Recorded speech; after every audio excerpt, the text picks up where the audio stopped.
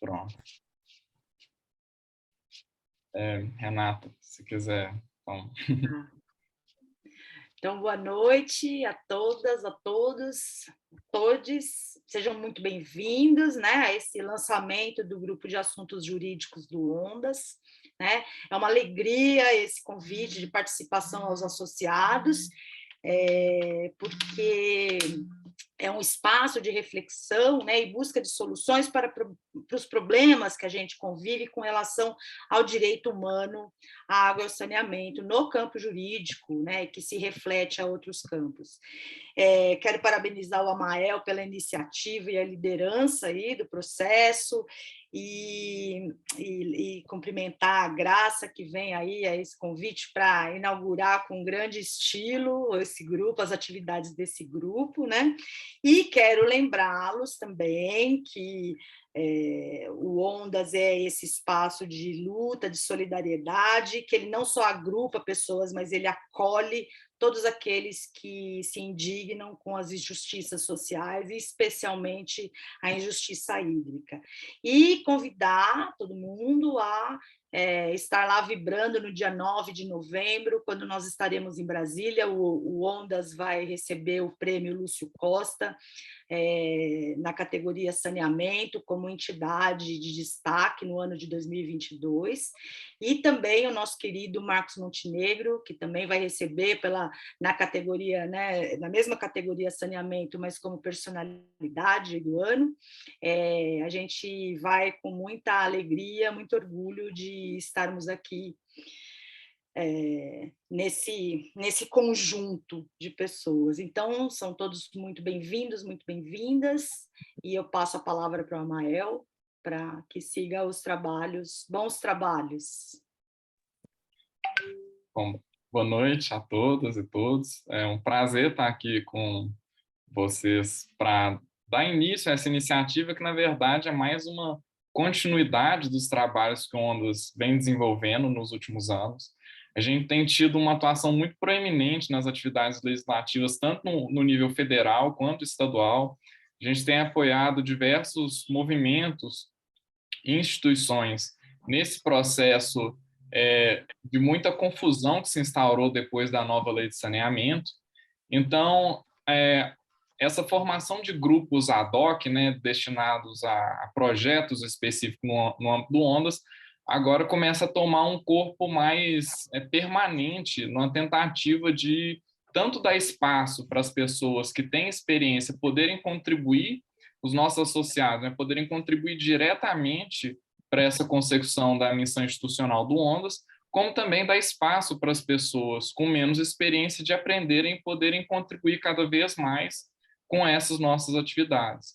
E aqui, claro, a gente não se limita à questão legislativa, a gente tem diversas pautas que muitas vezes estão em um nível bem desafiador mesmo para a atuação do Ondas, então a nossa intenção é sempre expandir e conseguir apoiar o maior número de pessoas possível com nossa atividade, com participação popular e com cada vez mais um aprimoramento técnico das nossas atividades. E para inaugurar esses trabalhos, não teria uma ocasião melhor do que a nossa convidada, a professora Graça, né, que também é juíza do trabalho, vai nos brindar aqui com uma análise muito importante sobre a perspectiva comparada do direito humano à água, uma visão Colômbia e Brasil. E vem num momento, inclusive, muito oportuno, porque a gente está no calor das discussões dessa positivação constitucional do direito à água no Brasil. Então, sem mais delongas, gostaria de passar aqui a palavra para a professora Graça. Fica à vontade para fazer a sua apresentação. Muito obrigada ao Ondas pelo convite. Eu me sinto assim, muito honrada de poder debater uma tese com vocês, principalmente porque o trabalho de redigir uma tese é muito solitário. E a gente sempre imagina ou deseja que leiam a nossa tese as pessoas que podem aplicá-la ou, de alguma maneira, fazer aquela tese sair de uma prateleira de biblioteca de universidade para ganhar terreno. Então, eu considero que o Ondas e os membros do Ondas são as pessoas, os atores privilegiados para, se alguém tiver que fazer isso, serão vocês. Então, logo que eu entregue o meu trabalho no Ondas, eu também deposito a tese para ficar com livre difusão, gratuita, sem nenhum ônus para quem tiver interesse de conhecê-la melhor. O que eu imaginei? A tese está dividida em duas partes, então eu pensei em dividir o meu tempo de apresentação nessas duas partes, que dá mais ou menos aí os 40 minutos pensados, porque eu fiz aquela tese em modelo francês, que tem a primeira parte e a segunda parte, cada capítulo com suas conclusões, e essa divisão da tese, ela tem a ver com o que eu considero que são os dois desafios que o Brasil precisa enfrentar, e a Colômbia enfrenta e também continua precisando enfrentar para constituir o direito à água. Primeira parte, o desafio democrático. Segunda parte, o desafio geopolítico. Então, são duas questões que incidem no terceiro mundo, né, em geral, e especificamente, eu diria, centralmente, em relação ao direito à água. E aí eu trabalho nessas duas metades da tese duas ideias. O direito à água é contra-majoritário e o direito à água é contra-hegemônico. O contra-majoritário no sentido de que, se a gente deixar a efetivação do direito à água só pela votação de maiorias, sem dar a ele um caráter de direito fundamental que está acima de decisão de maiorias eventuais ou de contexto, como um Congresso mais ou menos, né, conservador ou não, se depender somente disso, ele dificilmente será efetivado. Hoje eu recebi do Edson uma notícia que corrobora essa informação, que é que no Chile, a região mais seca do Chile rejeitou a Constituição, que declarava, inclusive, o direito fundamental à água. A Colômbia também tentou um movimento amplo de reforma constitucional para inserir o direito fundamental à água, e o Congresso não deixou votar a inserção desse direito. Ele foi constituído, declarado via Poder Judicial, como são a maioria dos direitos contra-majoritários que não podem depender apenas de maiorias de ocasião, como, por exemplo, o reconhecimento do matrimônio entre pessoas do mesmo sexo. Então, um componente aí contra-majoritário de eleger como direito fundamental e outros atores, que não só o legislador, poderem entrar na luta para constituir esse direito é fundamental. A outra situação, e aí eu já passo a exposição, é a segunda parte da tese para dizer que o direito à água ele é contra-hegemônico. E a sua efetivação depende diretamente de romper os pilares do modelo neoliberal. O modelo neoliberal, ele coloca em risco tudo que é necessário para efetivar o direito à água. Tanto a questão da forma como se aposta dos territórios, tanto pela mercantilização dos bens e os diversos fatores que fazem com que o trabalho, em termos de, pensando dentro de um modelo capitalista, o trabalho saia do centro do modelo e tudo vire mercadoria e o sistema financeiro passe a ser o preponderante. Isso afeta em todos os elementos necessários à constituição do direito à água. E por que eu estou falando de constituição do direito à água?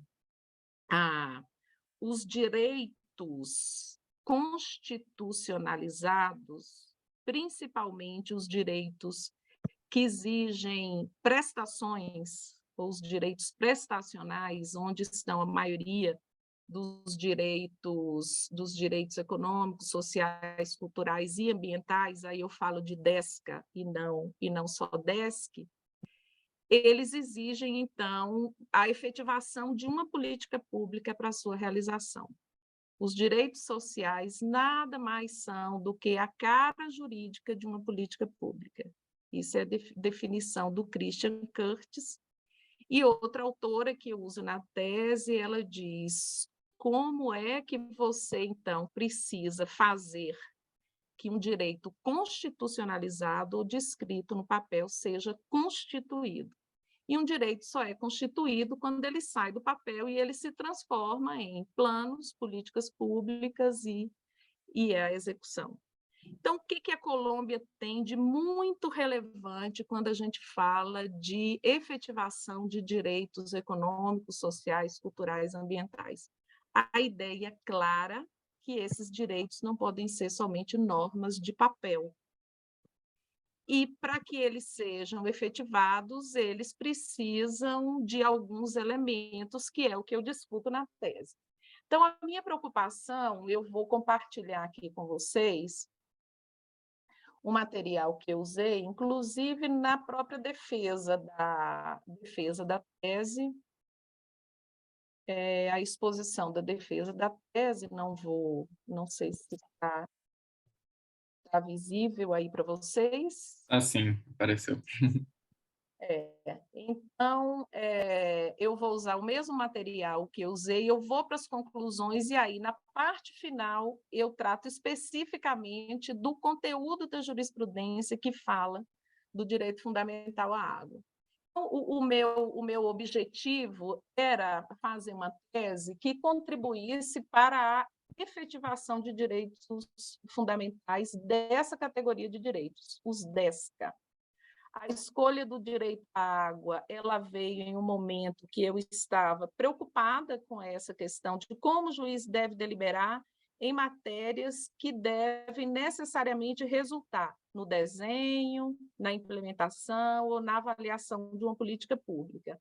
Entre os dois extremos de dizer isso não é coisa que o Poder Judiciário deve se meter porque seria ativismo, e isso é papel do Poder Judiciário e do Legislativo, ao outro limite, que é o juiz que diz, manda e não raramente manda ordens de pessoas que não entendem de nada daquele terreno concreto e termina por dar ordens impossíveis de ser cumpridas. Entre esses dois limites tem um campo que é o que eu considero que a chamada deliberação dialógica ocupa um papel fundamental. Então, quando eu estava desenhando o modelo da tese, coincidiu o rompimento da barragem de Mariana, a barragem de Fundão da Samarco, e eu tinha acabado de passar por um caso de rompimento de barragem de outra mineradora, que afetou também alguns cursos d'água, mas numa proporção menor, e depois veio a barragem de Fundão, e eu vivi na jurisdição, mesmo na jurisdição trabalhista, a repercussão que é a contaminação de um rio e várias atividades paradas, inclusive da própria mineradora, que não podia minerar, inclusive, além de todos os problemas, porque ela dependia da própria água que ela contaminou. Então, o impacto que tem a água na efetivação de todos os outros direitos fundamentais, dependem da presença de água. Vida, saúde, moradia digna, educação, a pessoa que, enfim, né, as crianças, as meninas, mulheres que não têm acesso à água, elas têm todas as dificuldades que a gente conhece no mundo, a violência, o direito à paz e o direito ao trabalho, que é a minha área. Eu destaquei bastante em vários pontos. Então, tinha esse problema, umas perguntas a responder, e isso eu já conhecia como funcionava mais ou menos a Corte Constitucional Colombiana, e eu estava querendo escrever sobre o STF aqui, e veio aquele período sombrio, né, que eu considero também que foi um golpe institucional, e a expectativa de que o retrocesso no campo dos direitos sociais seria rápido, eu fiquei muito desanimada em termos de que o Poder Judiciário pudesse dar alguma resposta. E aí, quando a gente entra, né, em qualquer momento da vida, nesses entraves, impasses, a gente deve escutar muito o que o nosso cérebro faz para nos tirar do impasse. Geralmente, ele faz uma piada conosco. E o meu cérebro produziu a seguinte piada, que é uma piada de um grupo argentino, que diz assim: ninguém é totalmente inútil, pelo menos de mau exemplo ele serve. E aí eu dei a guinada de fazer uma tese sobre a jurisprudência constitucional do Brasil para fazer uma tese em direito comparado. Porque, pelo menos de mau exemplo, um mau exemplo é ótimo quando a gente está trabalhando com comparação.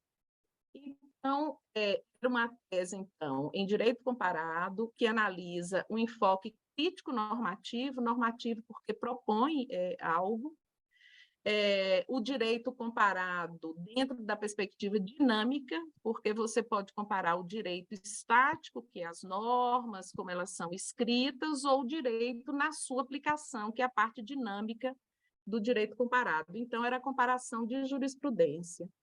Tem uma novidade, que é o uso da sistematização. Esse é um método da área educacional, criado por Oscar Hara, que é um educador popular, e que foi muito incorporado nos processos de agroecologia. Minha filha é da área de agroecologia, e ela dizia: mãe, você está fazendo sistematização de experiência, não como método que tem que conversar com os atores e tal, mas pelo menos utilizar as ideias principais da sistematização de experiência para você descrever o que acontece. Então, está inspirado no método de sistematização de experiência para construir esse método deliberativo que faz, então, esse diálogo entre a teoria e a prática, sempre entre a norma e a aplicação dentro de um contexto.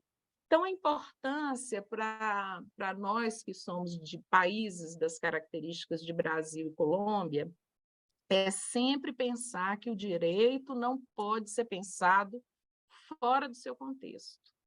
Então, se a gente quer estudar soluções ou debates, a gente pode beber em fontes de outros lugares, mas não pode esquecer que o direito ele visa resolver problemas e que os problemas de um determinado contexto são diferentes.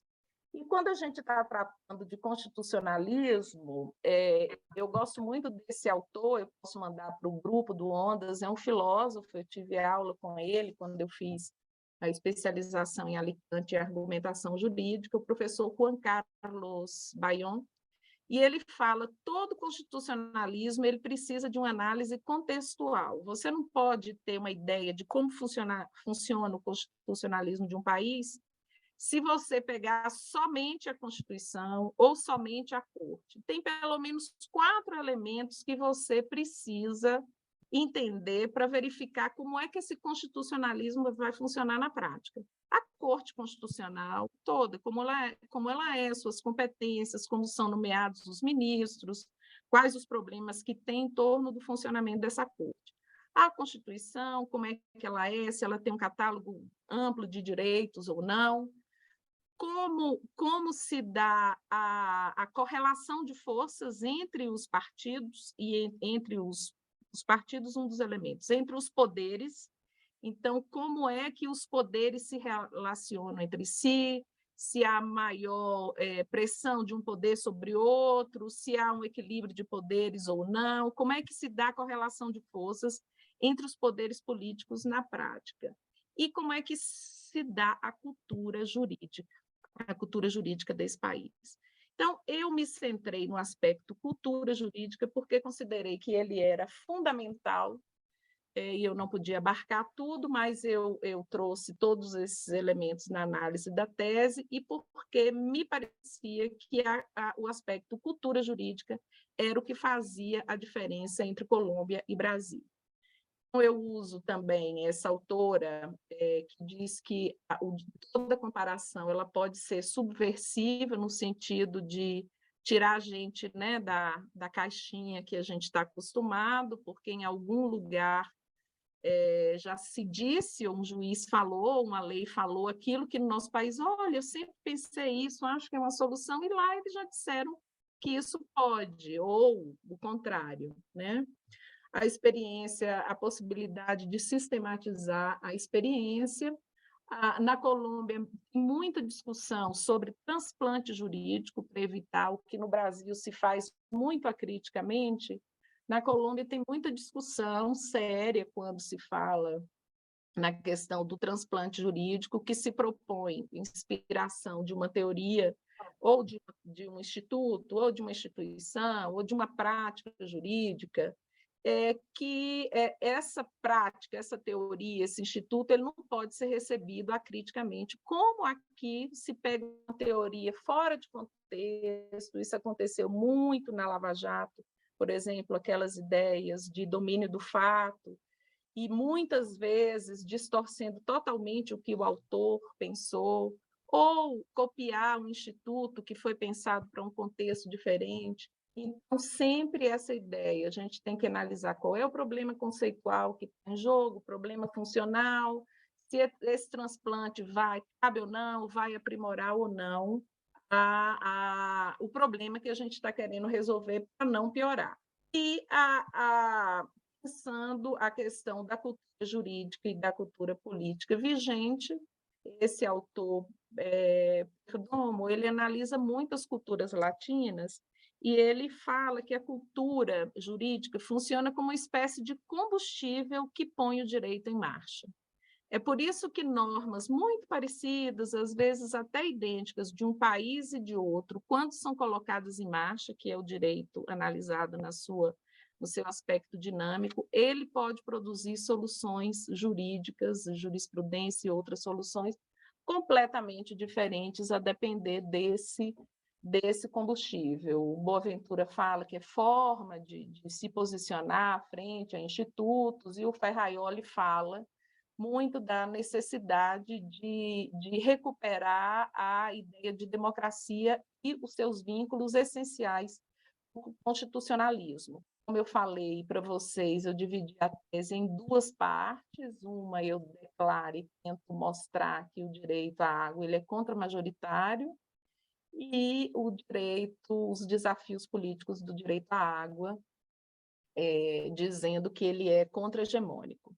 Então, na primeira parte da tese, eu reforço algumas coisas que eu considero que são fundamentais a gente reforçar, porque nessa polarização que a gente tem visto, se fala muito em liberdade, defesa da liberdade, como se defesa da liberdade fosse algo que a nossa Constituição colocou em oposição à democracia. A nossa Constituição não fez essa oposição. O modelo constitucional, tanto do Brasil e da Colômbia, é um modelo de Estado social e democrático de direito. Por isso, ele não opõe o gozo das liberdades públicas e o gozo dos direitos fundamentais. Eu também discuto o que eu considero ser equivocado, um conceito de ativismo judicial, como se ativismo fosse, às vezes na sociologia, às vezes o próprio Supremo utiliza essa expressão, isso é ativismo judicial, e normalmente ele é usado quando é uma decisão progressista, mas ativismo não tem nada a ver com progressismo, porque existe, inclusive, um ativismo regressivo, que ocorre quando a lei é ativista, e isso é muito importante destacar, porque a lei que protege a água e a lei que protege meio ambiente no Brasil, a lei é ativista. A lei tem comandos muito firmes. O que seria um juiz ativista nesse contexto? Não é o que faz, seria o que se omite. Então, eu discuto que um juiz ele pode ser ativista no sentido pejorativo se ele se omite quando a lei manda ele ser ativo, ou se ele é indiferente quando a norma ou a realidade exigia que ele tivesse uma postura mais proativa do que aquela postura que não faz nada quando a lei determina que tinha que ser feito. Então, eu acho que vale a pena dar uma lidazinha nessa parte. Eu fixo uns modelos, alguns pilares que eu considero do que seria esse método deliberativo, e aí considero principalmente o diálogo no sentido amplo, o diálogo com os atores sociais, o diálogo entre as normas do país, o diálogo com outros tribunais, o diálogo também com o direito internacional dos direitos humanos, o direito internacional público dos direitos humanos. Nessa questão do diálogo, é muito importante, em demandas que têm esse caráter policêntrico, envolvendo vários atores, que os tribunais desenvolvam os mecanismos de abertura epistêmica. Então, as pessoas que são da área jurídica devem necessariamente, que vão lidar com esses direitos ambientais, o direito à água e todos os direitos de proteção ao meio ambiente e as minorias, fazer formação nesses mecanismos dialógicos que fazem ou pregam a abertura epistêmica do tribunal, que é o amicus curiae, que são as audiências públicas, que são os pareceres despertos, que são esses mecanismos que trazem a voz ou da ciência, ou da sociedade, ou dos grupos afetados para dentro do tribunal. E eu, como estou preocupada na questão da formação do juiz, eu também digo que os juízes têm que fazer essa formação para lidar com esses direitos, todos os DESCA, dessa abertura epistêmica, para ouvir verdadeiramente, encontrar os canais para que a comunicação se dê, levar a sério as questões que são colocadas no debate. No segundo capítulo, então, na segunda metade da tese, eu faço uma abordagem de por que eu considero que a questão ela é contra-hegemônica, o direito à água, eu falo do contexto geral, eu falo de como a divisão internacional do trabalho tem pressionado a ocupação de territórios e o uso dos recursos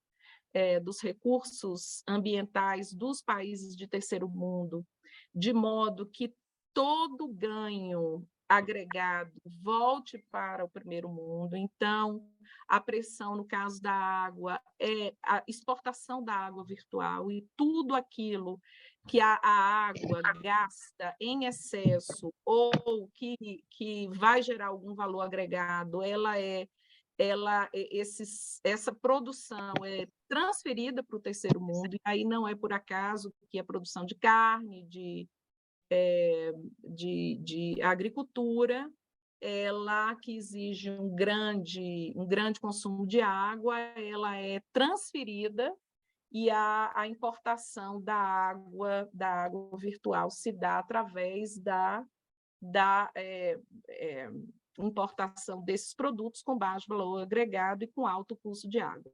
Então, na divisão internacional, quando a gente olha a disponibilidade de água e seus usos, a gente vai ver que o maior acesso das pessoas à água não está necessariamente onde tem maior água no mundo.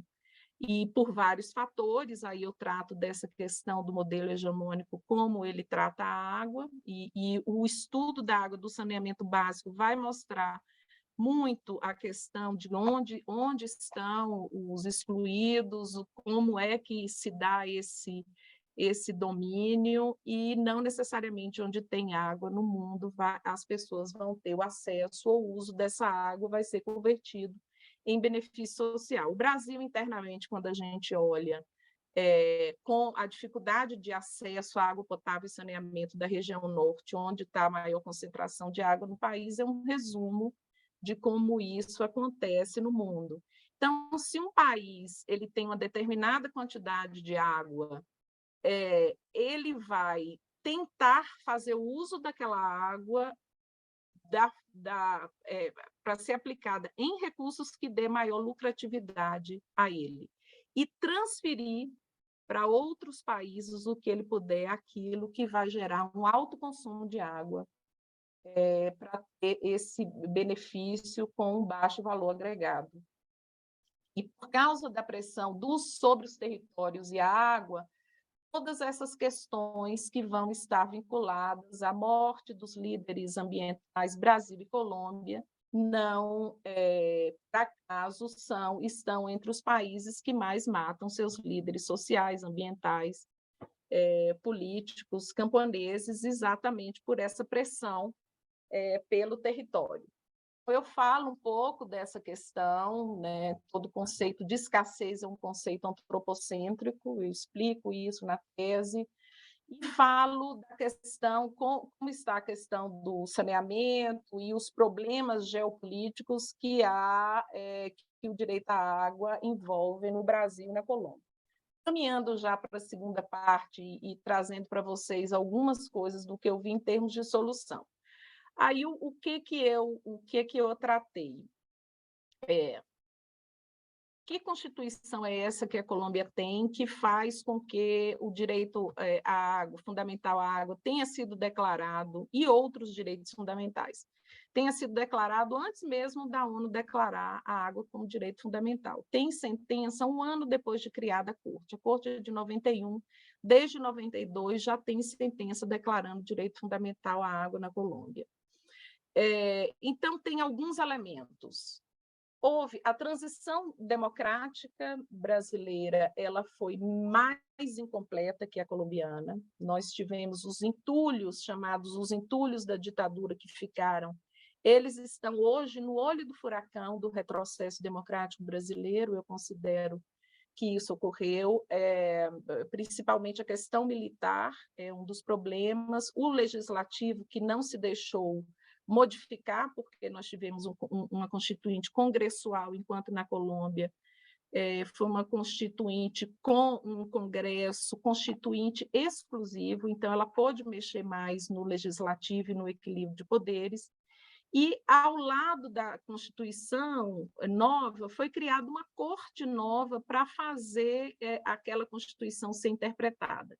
Então, veio uma interpretação por juízes, magistrados, que foram criados no espírito da reforma constitucional, diferentemente aqui no Brasil, onde o STF se manteve, inclusive com os mesmos ministros que eram ministros anteriores ao período da ditadura militar. A interpretação da Constituição em novas bases demorou, foi um processo muito mais lento do que aconteceu na Colômbia, e a cultura autoritária arraigada no país faz com que o país seja muito, muito, muito mais refratário à incorporação do direito internacional dos direitos humanos na prática judicial.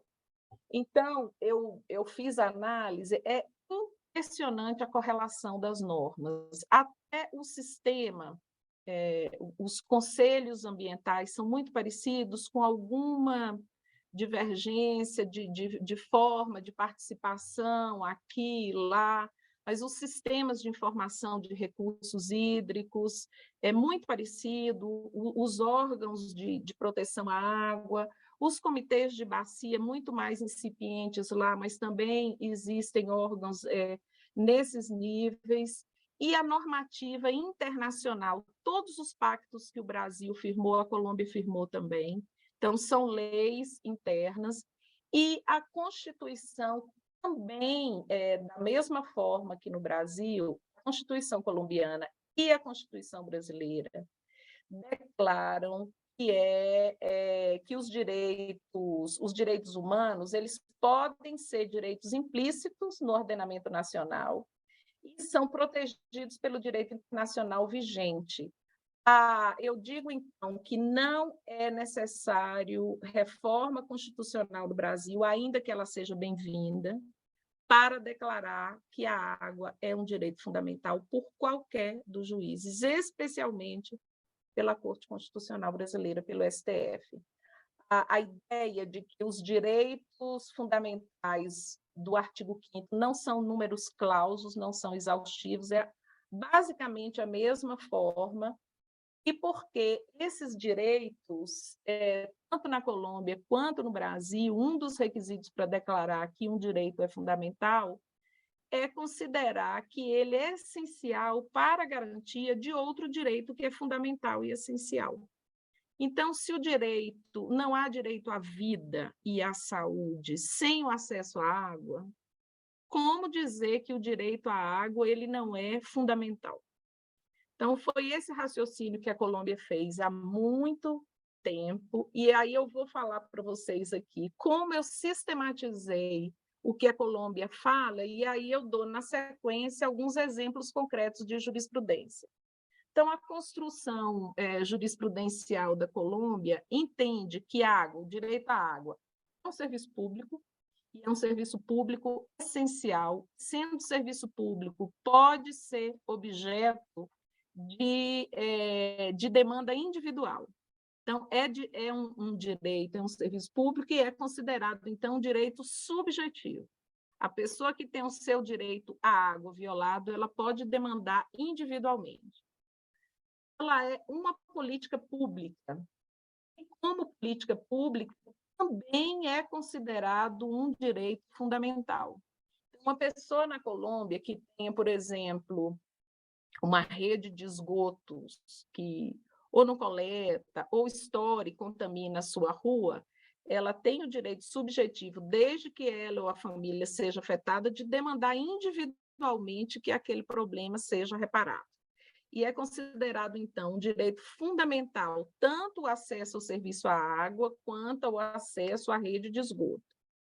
E se na região, para que aquele serviço não seja, para que aquele serviço chegue à sua localidade, se for necessário constituir uma política pública, o Estado tem que resolver para fazer chegar aquela rede naquela localidade.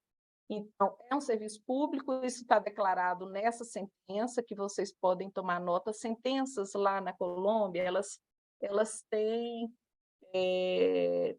4 letras, se não me engano. A sentença T sempre é uma sentença de tutela. O que a Colômbia tem em vantagem em relação ao Brasil para fazer valer os direitos fundamentais? Junto com a nova Constituição, foi criada a ação de tutela. A ação de tutela é considerado na Colômbia um direito civil e político, igual votar. O cidadão tem direito de ajuizar uma ação de tutela quando um direito fundamental dele é violado, como ele tem direito a votar, como ele tem direito de exercer outros direitos civis e políticos. É uma ação que tem um trâmite privilegiado, nem tem competência dividida pelo juiz, sorteia pelo juiz que estiver disponível, que tem um prazo rápido de dar resposta, e a Corte Constitucional faz a revisão dessas tutelas. Todas as tutelas chegam à Corte, mas nem todas são revisadas. Então, quando tem um recurso que vai até a Corte Constitucional de uma ação constitucional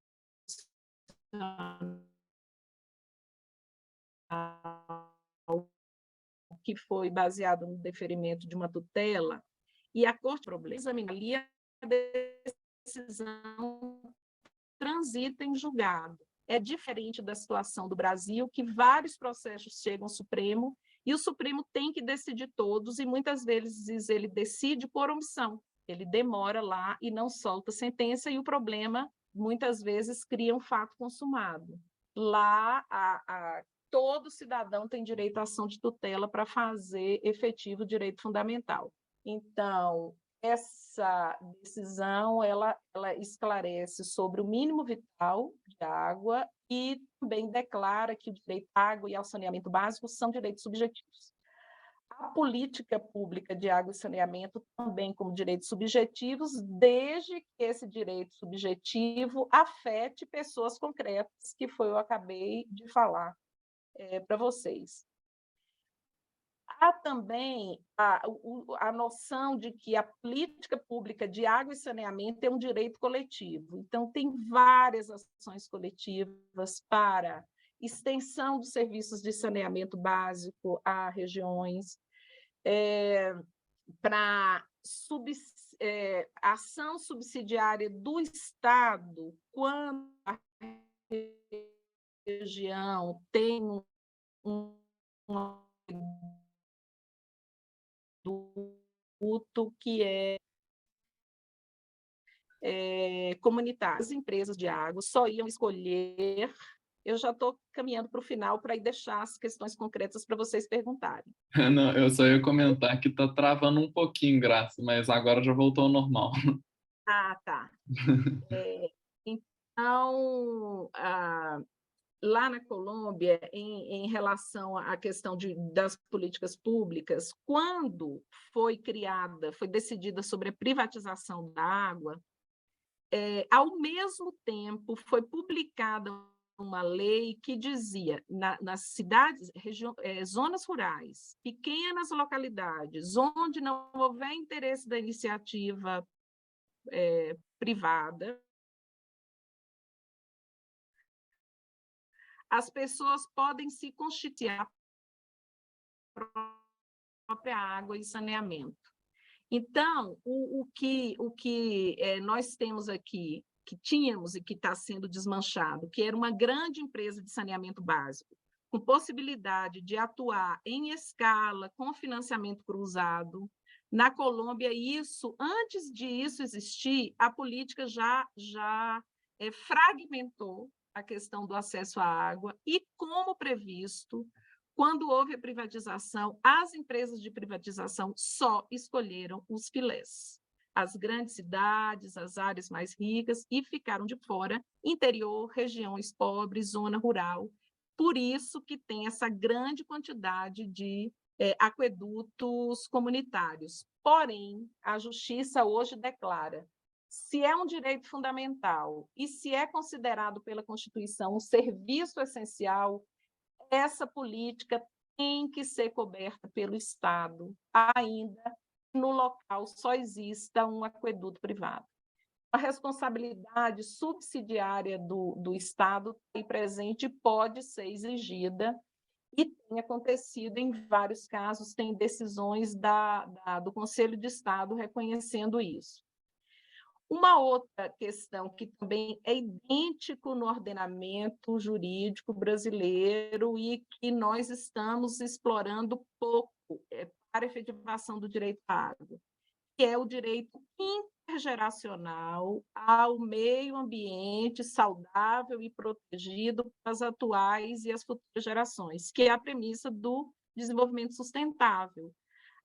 Os artigos da Constituição brasileira e da Constituição colombiana são muito parecidos. O que acontece? Lá tem ações coletivas fazendo valer o direito das futuras gerações à proteção ambiental. E aí eu dou para vocês um exemplo que é muito, muito importante. Tem alguns sobre rios, mas um que é muito, muito importante, que é o caso da proteção da floresta amazônica. Uma ação coletiva foi ajuizada por 25 jovens e crianças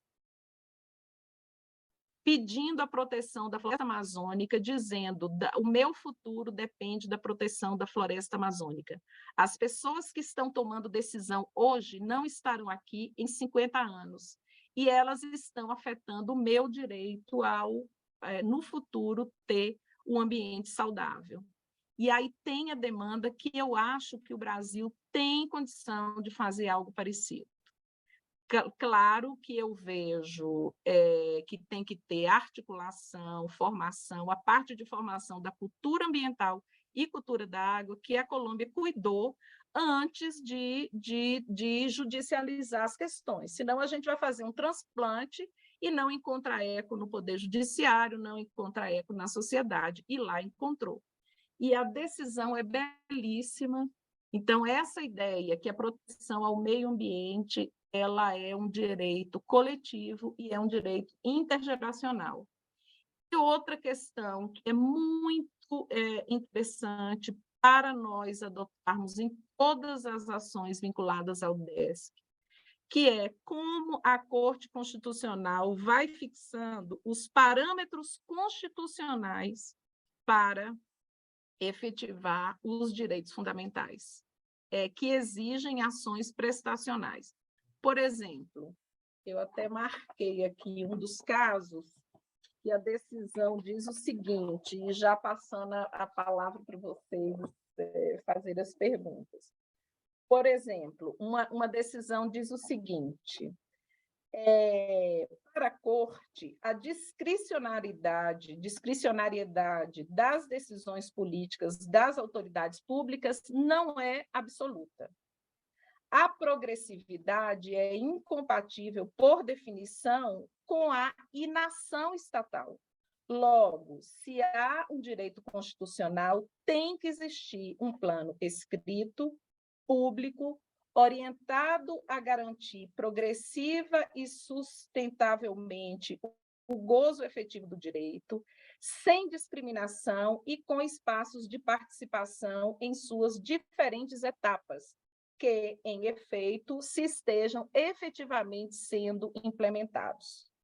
Então, o juiz constitucional, portanto, deve intervir nos casos em que não existe uma política, em que esta não está orientada ao gozo efetivo dos direitos, em que esta não conta com os espaços de participação popular, ou que ela simplesmente fique no papel e não haja produzido nenhuma mudança no terreno.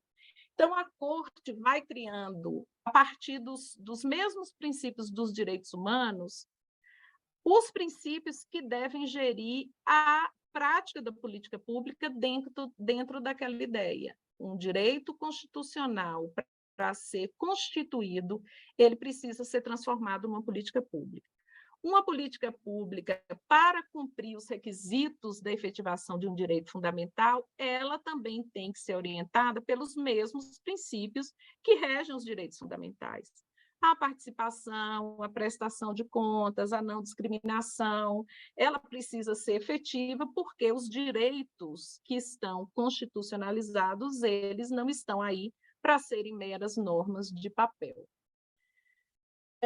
Esses, então, foram os princípios e eu fiz algumas conclusões que aí eu deixo para o debate. E eu estava falando, e aí já passo para vocês, que a Corte Constitucional ela tem 4 tipos de decisão. E aí eu fiz o mapeamento dessas decisões. Ela tem as decisões de tutela, que confirmam essas decisões individuais, mas elas formam jurisprudência como precedente para direitos futuros. Elas são as sentenças constitucionais que decidem se a norma é constitucional ou não em caráter abstrato. Como aqui tem, a Corte pode decidir um caso concreto, uma tutela, mas pode decidir também se uma norma é constitucional ou não em abstrato, enquanto norma concreta. Tem as sentenças de unificação, que essas formam os casos vinculantes, que teriam um efeito parecido no Brasil com os casos que têm repercussão geral, ou até as súmulas vinculantes. O sistema é de precedente, as decisões elas vão se incorporando à normativa estatal, e não precisa, em tese, a Corte ficar reiterando várias vezes a mesma coisa. Quando ela observa que está tendo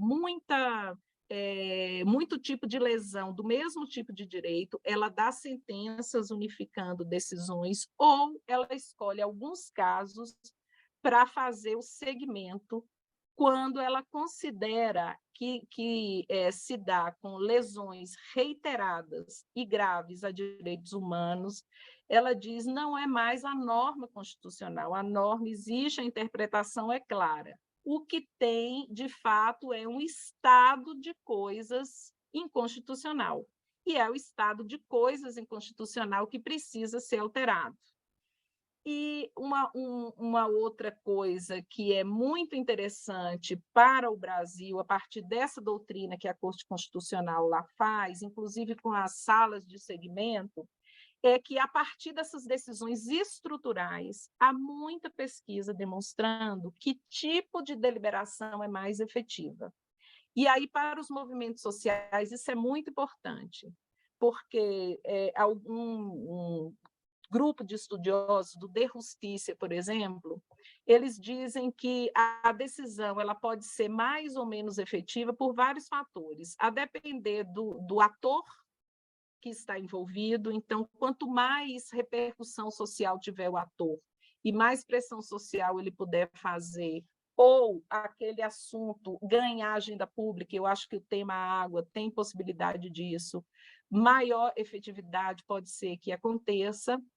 A decisão ela é dialogada no sentido de dar ordens com alguma abertura, mas um cumprimento mais apertado.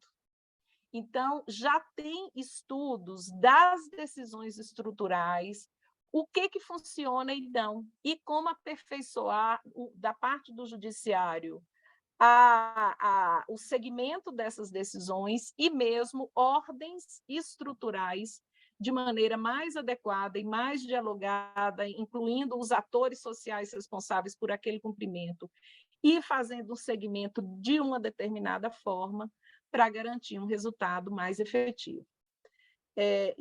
Terminando mesmo, é muito claro para a Corte Constitucional Colombiana a ideia de que, para você proteger um direito, você tem que proteger o direito material, o direito processual e suas garantias.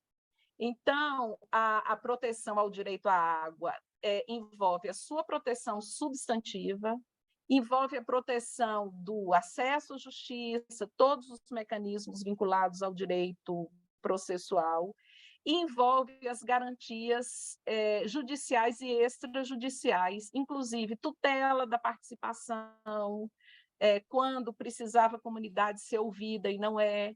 Então, desde anulação de atos políticos, como uma assembleia que as partes deveriam ter sido ouvidas e não foi, uma consulta prévia que deveria ter sido a comunidade escutada e não foi. Então, há um direito para ser protegido efetivamente, precisa contar com a proteção material e substantiva, no caso material, processual e de todas as suas garantias institucionais ou não. Essas são as ideias iniciais e, a partir daí, tem algumas conclusões que eu coloquei, mas também os exemplos concretos de jurisprudência, que aí eu deixo mais para curiosidade de vocês, porque vocês vão ter oportunidade de ler o material também. Sensacional, Gra. Eu estou vendo que tem aqui a Joana Carolina. Eu peço que a Joana se apresente. Joana é uma colombiana. Joana, você está ouvindo? Sí, buenas tardes para todos. Hola, profesora Freya, ¿cómo están? Bien, bien. Mira, tú puedes hablar si yo hablé mal alguna cosa, tú puedes complementar. Y también aquí está el grupo del observatorio, que es responsable hoy por la lucha por la implementación del derecho fundamental al agua y saneamiento en Brasil. Bem, estou às ordens para perguntas. Pessoal, se quiserem fazer alguma pergunta, podem levantar a mão, se inscrever aqui no chat. Para iniciar, Graça, vou tomar licença aqui de já começar fazendo uma pergunta. Eu achei muito interessante essas diferenças processuais, né? Inclusive esse remédio constitucional que eles têm na Colômbia, né? E eu fiquei pensando como funciona esse controle de política pública lá, né? Porque aqui a gente tem quase que uma substituição do gestor público no caso de omissão, né? O Poder Judiciário ele já determina alguma medida a ser feita.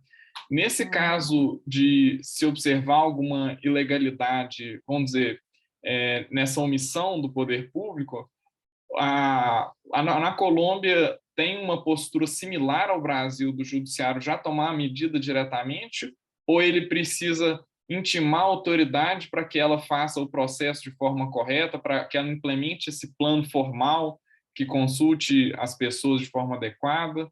Como que funciona? Olha, tem de tudo, tem todos os casos. Tem casos que a ordem é de uma intervenção direta, dá um prazo para que a ordem seja cumprida. Tem um processo, tem 3 ações que são analisadas lá na Colômbia, porque envolve muitas pessoas. Tem uma ação grande que tem uma sentença com esse caráter estrutural de constituição de política pública para proteção aos deslocados por causa do conflito interno, que são mais de 6 milhões de pessoas na Colômbia. Tem uma de saúde, e tem uma relativa à melhoria dos presídios, que o Brasil tentou, que é o caso do transplante, que eu fiz essa crítica, tentou, o Supremo Tribunal tentou implantar, eu sei os bastidores, porque eu sei que um assessor do Marco Aurélio era conhecedor do direito colombiano e tentou fazer algo e não colou, porque a cultura jurídica não está preparada para isso. Mas eu considero que tem um pouco de tudo, mas a Colômbia tem adotado um caminho que eu considero muito efetivo, que é o de abertura de diálogo em casos que exijam a formulação de políticas públicas. Então, algumas coisas que são feitas lá, e eu recomendaria, eu já falei naquele curso do Ondas, da gente rodar uma sacolinha e fazer uma visita para conhecer a sentença e a implementação da sentença do Rio Bogotá. Essa sentença do Rio Bogotá não foi ação de tutela, ela é anterior a essa onda mais recente dessas ações de proteção a Rio, é uma ação popular e que a juíza determinou, chamou todos os órgãos responsáveis por resolver aquele problema. Então, o que tem acontecido na Colômbia com essas sentenças? Quando notifica várias autoridades, se descobre que tem sobretrabalho, 2 autoridades fazendo a mesma coisa, 2 autoridades que fazem serviços complementares e nem se conhecem, nem conversam entre si.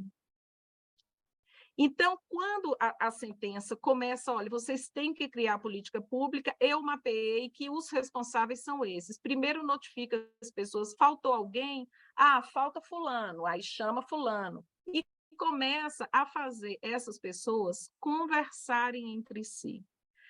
Esses estudiosos que já estão analisando esse tipo de deliberação estrutural na Colômbia mostra que tem alguns são ganhos simbólicos, outros são ganhos efetivos, de, por exemplo, desobstruir os entraves de comunicação institucional que existe. Então, as pessoas se conhecem, elas têm que prestar contas, começam a conversar. Os colegas lá tinham muitas críticas, não conhecem a realidade brasileira, que eu acho muito pior. A forma de deliberação dos tribunais no Brasil é muito mais conservadora, porque pode pegar um juiz autoritário que manda cumprir uma ordem que ele não sabe que não pode. Os que são engenheiros aqui, como é que pode fazer isso? Aqui não pode ser, isso não dá tempo nesse prazo, isso aqui é impossível de ser cumprido. Questões de ordem real, da engenharia, de outras áreas. Então, essas sentenças lá tendem a colocar as pessoas para dialogarem e tem um mecanismo de deliberação que chama o empurra-empurra. Você dá um prazo, confia, depois não cumpre, vai dar uma apertada. E é a forma que mais funciona. Então, tem ordens que são diretas, concede um prazo, aí a instituição pode negociar, dizer que precisa mais prazo, ou não sei o quê, ou chamar todo mundo, ter a conversa inicial e começar a construir o segmento da decisão que envolve a questão da política pública. Tem tribunais que criam a sala de segmento. O Brasil fez isso com o caso da Serra da demarcação da Raposa do Sol, que aí o próprio tribunal criou a comissão de segmento para acompanhar a implementação daquela decisão. Tem alguns casos que as cortes fazem isso, ou outros casos delegam ao juiz do terreno para acompanhar aquilo.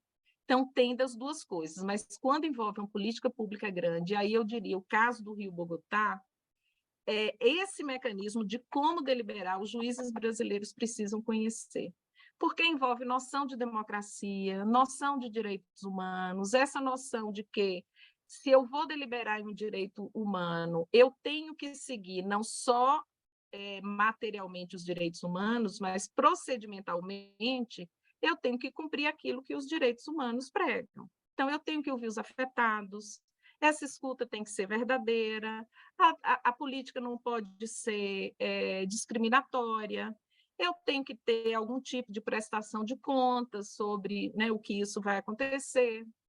E aí envolve decisões, várias decisões que vão fazendo, porque é a minha conclusão como observadora externa, que impulsionaram a capacidade das autoridades administrativas colombianas desenharem, discutirem, avaliarem, implementarem políticas públicas.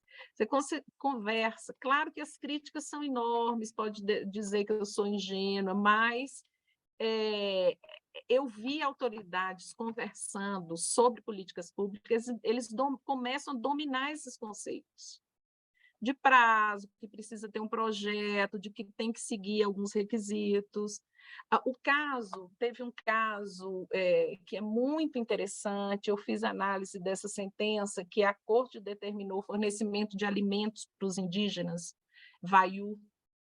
Isso tem a ver com direito à água, porque tem uma mineradora nessa região, lá na Colômbia, que ela explora o carvão, e o carvão, eu não sabia, aprendi analisando, o carvão fica numa camada no meio da terra. Para você explorar o carvão, você tem que tirar aquela camada superior, onde muitas vezes estão as fontes de água.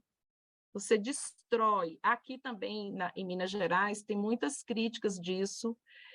O Sinclinal, o Serra da Moeda, por exemplo, quando fala da proteção, a forma como a Serra da Moeda produz, extrai água lá de baixo e traz da superfície. Então, essa mineradora, ela matou 17 fontes de água da região. E os Vaiú foram cada vez mais ficando constritos em um espaço muito pequeno, e começou a morrer criança indígena de fome. E aí a Corte determinou isso, e a avaliação da política pública tem duas decisões, é muito interessante, que os funcionários que iam não tinham a linguagem correta para se comunicar com os indígenas, que havia preconceito em relação ao tipo de alimentação fornecida, que mandava, por exemplo, alimentação solúvel em água, e um dos problemas dele era exatamente a falta de água. Entende? Aí vai colocando situações concretas. O Barroso deve ter lido alguma coisa sobre essas ideias, que ele tentou, naquela determinação na pandemia, fazer seguimento das decisões de implementação das medidas dos indígenas do Poder Executivo em relação aos indígenas. Tomara que ele tenha tido esses critérios constitucionais de como a política pública deve ser desenhada e implementada. E são critérios jurídicos. Vocês me entenderam? Eles dão assim parâmetros constitucionais como a ordem que vai se transformar numa política pública deve ser observada. Então, tem as duas situações. Eu considero que, em relação ao direito à água, a gente vai ter que usar muito o diálogo e todas essas ferramentas de abertura dialógica dos tribunais. Por isso, a turma jurídica do Ondas tem que estar afiada em amicus curiae, ferramentas, audiência pública, entender essas decisões complexas e estruturais de outros lugares e os problemas que elas dão. A Colômbia já tem análise sobre isso, os defeitos de implementação dessas decisões complexas, para a gente ganhar tempo, é o que eu estou dizendo. A partir dessa experiência, a gente tem como dar saltos muito grandes. E uma outra coisa, tem duas pessoas com a mão pedida, com a palavra pedida, que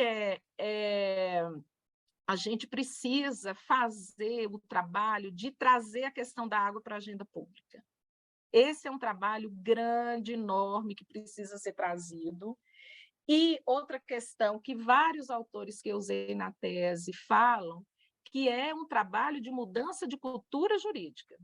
Todos esses assuntos sobre água, tudo que o Ondas já tem esse conhecimento precisa chegar ao Poder Judiciário.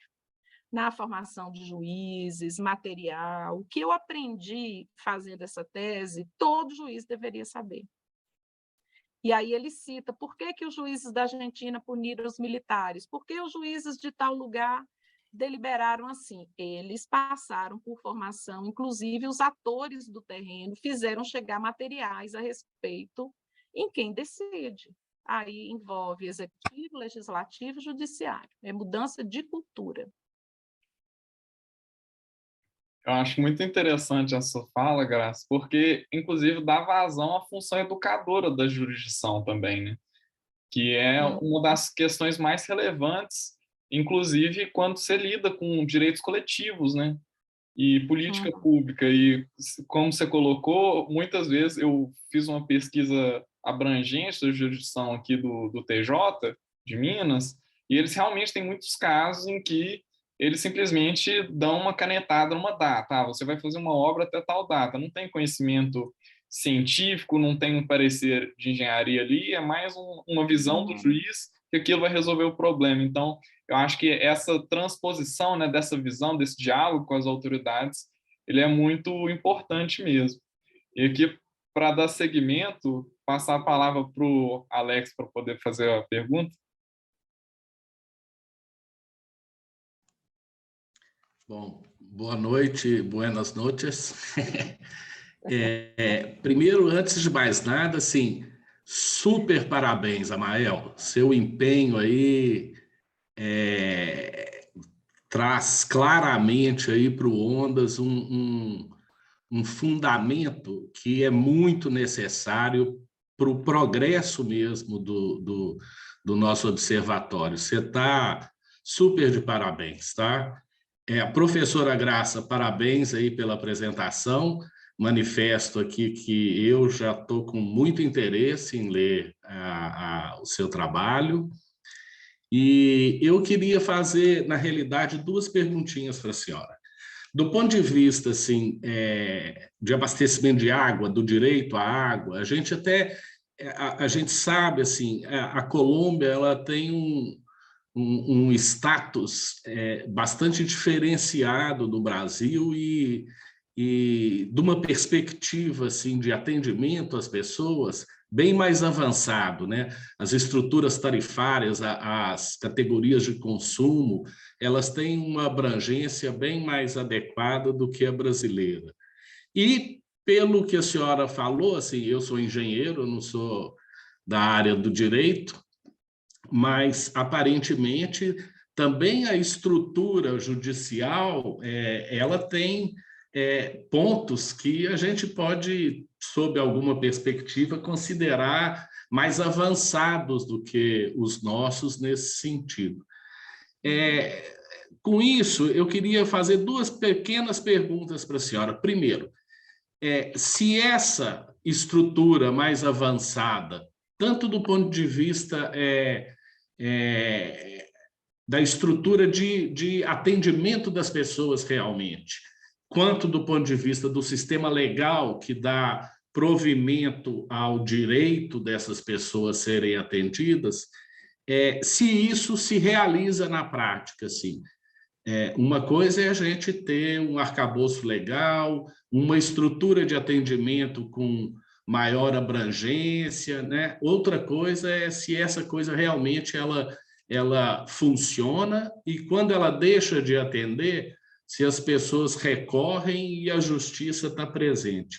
E a outra, também um pouco nesse sentido, nós tivemos aí pelo Supremo Tribunal a apreciação de algumas ações diretas de inconstitucionalidade a respeito da Lei 14.026, né?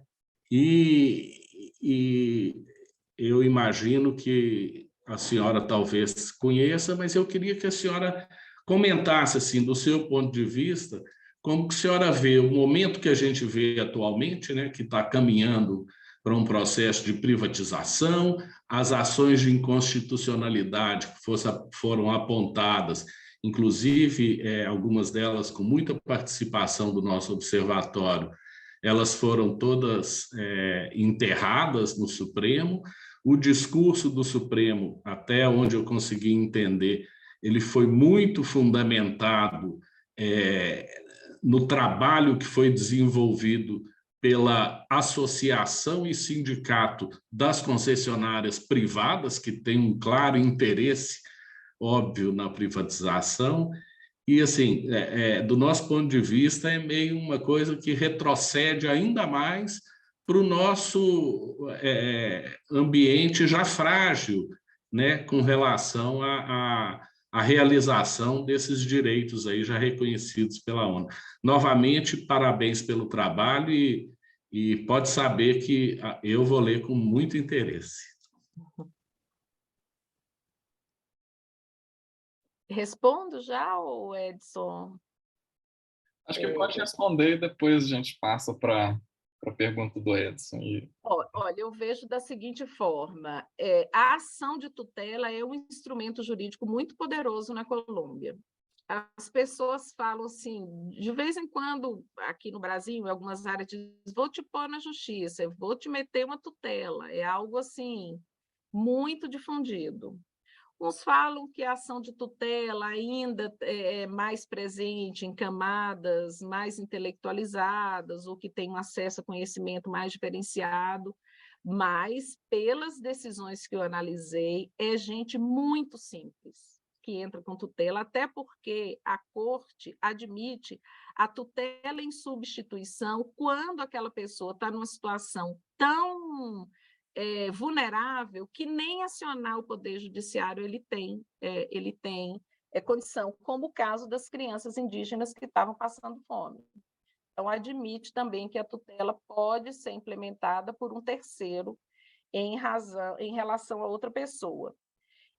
O que eu vejo? A Colômbia foi chegando após a privatização, porque o que a Constituição colombiana fez? Ela fez ela implementou mecanismos de mudança de cultura jurídica. Então, ela implementou que nas escolas tem que ser discutido Constituição, quais são os direitos, o papel dos poderes. Então, as crianças e as pessoas vão discutindo isso. E como a Constituição é de 91, já foi formando essa cultura de participação popular. O direito à participação é um direito político garantido na Constituição, a ação de tutela é um direito político. Então, nesse período, essa cultura foi se consolidando. Essa é uma questão. A Colômbia, ela colocou que aqueles pontos onde ela considerava que tinha um déficit, que precisava aumentar a formação, ela determinou uma formação, como aqui a gente determinou que a educação ambiental fosse obrigatória na escola, e é uma coisa que não sai do papel, lá é muito presente a questão da cultura da água, então, formação, discussão sobre a água, Ministério do Meio Ambiente faz discussão sobre a cultura da água, o que é a água, e, enfim, tem essa formação sobre afrodescendentes e formação da cultura constitucional. Então, ao mesmo tempo que a Constituição ia ganhando corpo na sociedade, havia uma estratégia política do Constituinte de fazer formação política das pessoas. Por isso que a questão do debate sobre água, ele ganhou corpo na sociedade. Então, a proposta de emenda constitucional foi muito forte, foi o Congresso que deu uma desviada e terminou não aprovando por esses outros interesses. Só que os tribunais enfrentaram. Por que enfrentaram? Porque aplicam o direito internacional dos direitos humanos. Aí é fácil você fazer a proteção efetiva. A questão da realização na prática, ela vai se realizando. O que acontece? Os aquedutos comunitários eu não conheço de perto, mas são precários. quando alguém tenta, não é atendido, aciona a tutela e aí o Estado já está avançando que há uma responsabilidade. Empresas privadas já faliram e o Estado incorporou. Então, o movimento de republicização da água também aconteceu na Colômbia, com a reversão de privatização. E algumas empresas elas funcionam em filés, como em Medellín. A de Bogotá ela é pública e é considerada que fornece uma água de boa qualidade, tem essa questão da tarifa, mas é uma água, um aqueduto público que oferece de boa qualidade e que dizem que nem sempre precisa judicializar naqueles casos de pobreza para a implementação do mínimo vital. Então, é um direito que a luta pela sua efetivação ela está efetivamente em curso. A jurisprudência do Brasil é triste. Os juízes não tratam o tema como direito fundamental ou direito que pode chegar a um aspecto constitucional. O Supremo deixa de tratar a matéria como constitucional, ele se nega a considerar que aquele direito tem repercussão constitucional. Na maioria das vezes, não deixa a matéria ganhar foro constitucional. E é isso que precisa ser modificado. A falta de visão sistêmica desses vários elementos que a Colômbia tem, que é um direito individual, mas se ele não é realizado, se a política pública ela não for realizada também, e ele não é realizado se ele não tiver uma vinculação forte com a proteção das fontes hídricas, seja as fontes de água, seja as áreas de recarga hídrica. Então, a jurisprudência vai se consolidando de modo a entender meio ambiente, direito individual, política pública, proteção aos mananciais e áreas de recarga hídrica como parte do direito à água. Tem um comentário, uma consulta que foi feita eu vou mandar para vocês, que a Colômbia fez a Corte Interamericana, que reconhece esse direito, que é jurisprudência para a gente. Declara que o direito ao meio ambiente saudável é um direito fundamental, ele está relacionado ao direito fundamental à água, que, por sua vez, está relacionado ao direito fundamental à vida. Então, a jurisprudência avança e lá, quando o Estado manda cumprir, o Poder Judiciário manda cumprir, o Estado tem que se rebolar para fazer cumprir. Agora, qual é o problema que está no fundo da não reação do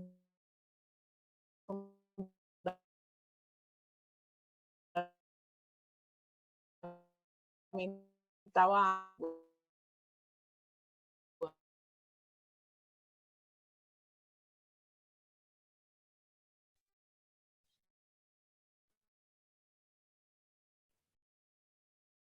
A Graça, acho que caiu. Acho que está congelada. Aproveito para informar que faltou água aqui em casa. Você pagou a conta? O problema da Embasa. Será? E o eletricista que está arrumando aqui a instalação elétrica desligou a bomba do poço. Ficou bom então, hein? Ficou faixa. Estou sem som, Graça. Essa questão aqui na Bahia é séria, por isso que eu ganhei uma caixa d'água de 5 mil litros do Montenegro, quando ele esteve aqui, em 2020. Só que a estrutura para fazer a caixa d'água foi 5 vezes mais que o valor da caixa. Mas valeu, presidente. Nós vamos jantar aí, então, tá? Tá ok, então. Questões que estão bem consolidadas na jurisprudência, sabe? Que se não conceder a fonte pública, vai ter furto de água, que o furto de água vai causar um prejuízo maior do que não dar a fonte de água. Tem um caso que eu cito na tese de uma empresa pública que chegou a essa conclusão antes de fazer engato de água na comunidade, ela mapeia onde são as regiões vulneráveis, e faz. Agora, quando eu falo que tem várias relações de água com trabalho, uma das relações da efetivação do direito à água com o trabalho, além da gente pensar que 78% das fontes de trabalho do mundo, tem um relatório da ONU, Água e Emprego, dependem diretamente da disponibilidade hídrica, a gente pode concluir rapidamente que a financiarização da água nos leva ao atraso. Se o principal insumo produtivo de qualquer atividade econômica vai ser financiarizado, vai nos condenar ao atraso. Então, além dessa relação direta, eu digo que é 100%, porque os outros 22%, eles, no mínimo, vão usar água para higienizar o ambiente ou para descendentação de pessoas, trabalhadores, animais, enfim. 100% do trabalho necessita de água. Então, tem essa relação direta, tem a relação de que a pessoa sem trabalho, ou seja, como o neoliberalismo ele gera mais escassez de emprego, de renda, de produção, vai gerar pessoas mais pobres, gera um círculo vicioso na questão do direito à água, porque vai vir toda a questão do acesso econômico, toda a discussão de tarifa pública, e que eu acho que no Brasil as empresas de privatização não estão se manifestando contrárias ao direito fundamental à água, porque o que elas esperam, na minha avaliação? Que o Estado pague e elas vão ganhar uma gama de consumidores que não teriam recurso para pagar, e exigindo que o Estado pague por esse acesso, já que vai ser um direito fundamental. Inclusive... Como o direito vai avançando, a declaração que é um direito fundamental avança na mesma época que privatiza, não é coincidência, gente, não é. E o Estado vai cair de cara. É por isso que lá no Congresso a norma sobre tarifa pública está travada. Eles já fizeram as contas de quanto isso vai custar. Imagina satisfazer isso sem estar com financiamento cruzado sob controle público. É uma loucura, é uma loucura. Enfim, o Edson está pedindo aí a palavra. Agora passar para o Edson e depois pode também ficar à vontade para fazer os comentários. Obrigado, viu, professora? Eu sou professora de formação, mas não sou de ação. Eu não dou aula em lugar nenhum. Ainda, tem muito para ensinar aí sobre água. Para mim, você deu uma ótima aula hoje. Oi, Edson. Está fechado o microfone.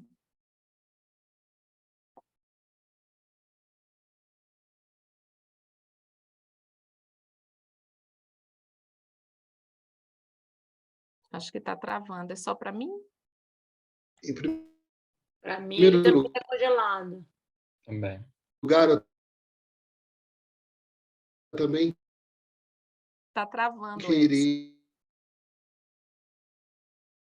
Queria parabenizar o Amael pela iniciativa. O Amael está inaugurando no ONDAS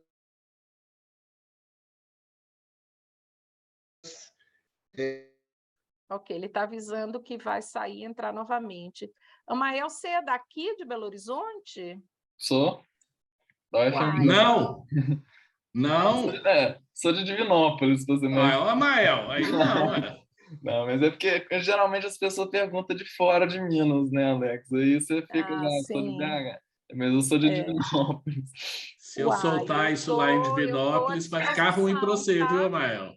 0800, tá, Amael? Para quem você... Esse tema, para mim, virou uma questão que eu acho que ele é tão fundamental. Tirar a água do centro da exploração neoliberal vai ser fundamental para a gente sair dessa estrutura de neoliberal.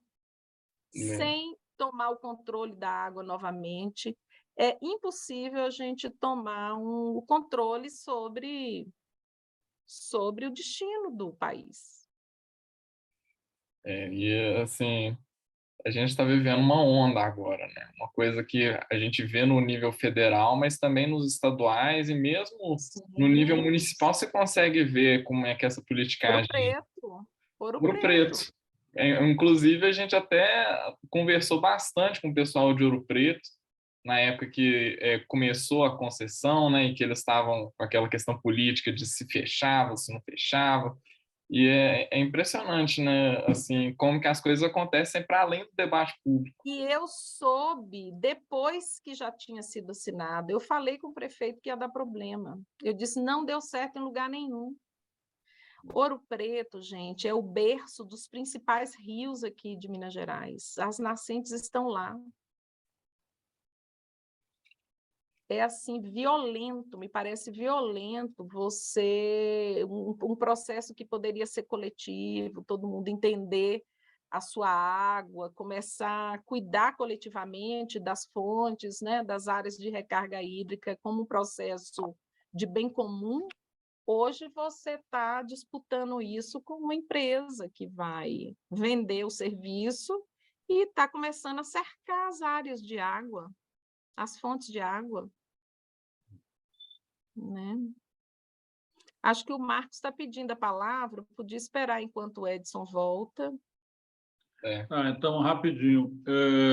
Parabéns, Graça, e obrigado pela sua grande contribuição. Eu fico pensando se nós devíamos tentar escolher umas causas exemplares. E pensando nisso, penso no pessoal do Quilombo Rio dos Macacos, aqui do lado do Porto de Aratu, entre o Porto de Aratu e a base naval. É uma questão que assim, é de assédio, inclusive, do ponto que a Marinha destrói as casas. Tem um filme de 1 hora na internet, no YouTube, a respeito. A Débora Duprá teve mais de uma vez aqui na Bahia tratando desse assunto, quando era vice-procuradora, e o povo lá continua não só cada vez com menos acesso à água e com, inclusive, questões relacionadas ao problema do direito e de conseguir circular, porque a base naval cada vez restringindo mais. Então, nós chegamos a levantar muitas informações sobre isso.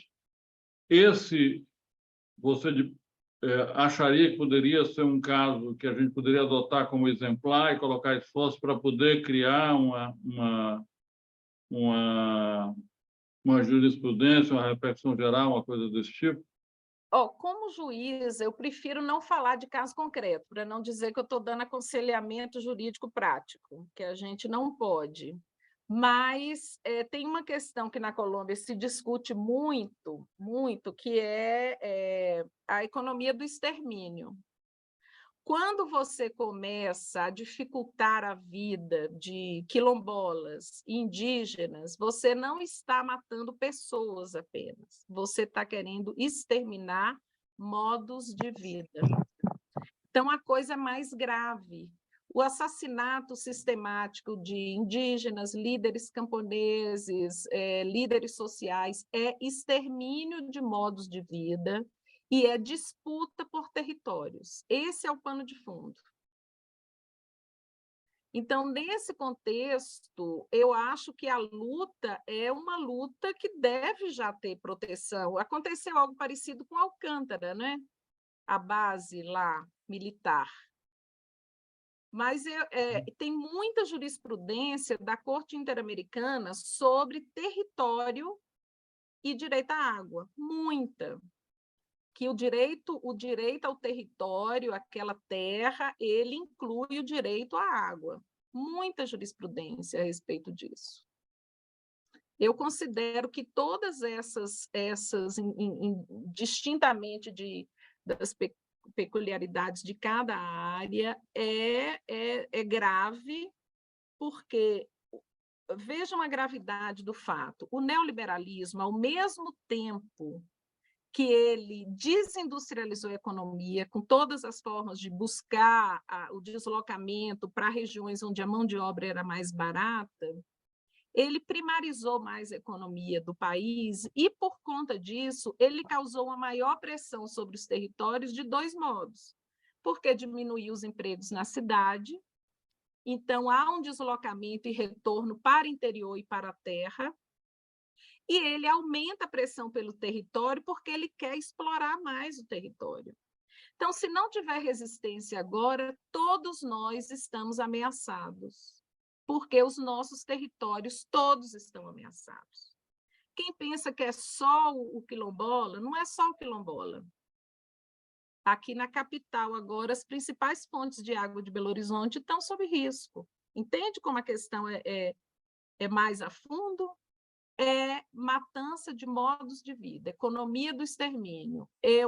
Ao dificultar que determinados modos de vida, que são alternativos ao modelo hegemônico, eles se inviabilizem, o que eu quero é transformar esses territórios em territórios mais passíveis de exploração futura, de maneira mais fácil. É esse que é o pano de fundo. E, para isso, a resistência não tem outra coisa. Aí tem vários movimentos que pode analisar. Eu cito em inovações que estão acontecendo, é muito importante recuperar a Carta do Direito dos Povos que Vivem na Terra. Tem um determinado capítulo que eu posso mandar para o Edson te manda. Aí eu cito esse documento da ONU. Tem também o documento dos povos indígenas, tem o Acordo de Escazú, que é muito importante, quem é da área jurídica, conhecer o Acordo de Escazú, fazer formação e pressão para o seu reconhecimento no Brasil. Então, é esse o pano de fundo. E é a disputa pelos nossos territórios. Aí tem os novos rurais, os jovens, como a minha filha, que já estão voltando e sonhando em ter o seu pedacinho de terra com água para produzir o seu alimento ou para viver mais barato no interior. E todas as comunidades que têm um vínculo jurídico com o território. Aí tem toda a discussão na Colômbia, que é muito importante, dos direitos biojurídicos. Aí também a tese trata disso, que pode ser fundamental. Então, tem muito material jurídico para todas essas comunidades, vinculando direito à água e terra. Essa carta da ONU é muito importante, dos camponeses, o documento da ONU sobre o direito dos camponeses, a água, o território, as suas sementes crioulas, né? Então, eu trago esses elementos aí, e é muito importante ter isso em conta. Quer se matar modo de vida alternativo ao modelo hegemônico, e isso é o que está por trás. É importante. Obrigado. Aí, agora, o Edson, se quiser fazer pergunta, e Graça também pode fazer as considerações finais, que a gente vai fechando. Eu queria, não sei se já disseram isso, eu acabei perdendo um pouco aqui, então peço desculpa se eu repetir alguma coisa, mas, em primeiro lugar, eu queria parabenizar o Amael pela iniciativa e dizer que o Amael está lançando uma proposta do Ondas, que é da gente criar grupos, né, ligados às coordenações para ajudar no trabalho que o Ondas desenvolve. Então, nós estamos inaugurando essa experiência na área jurídica. Então, eu queria parabenizar muito o Amael.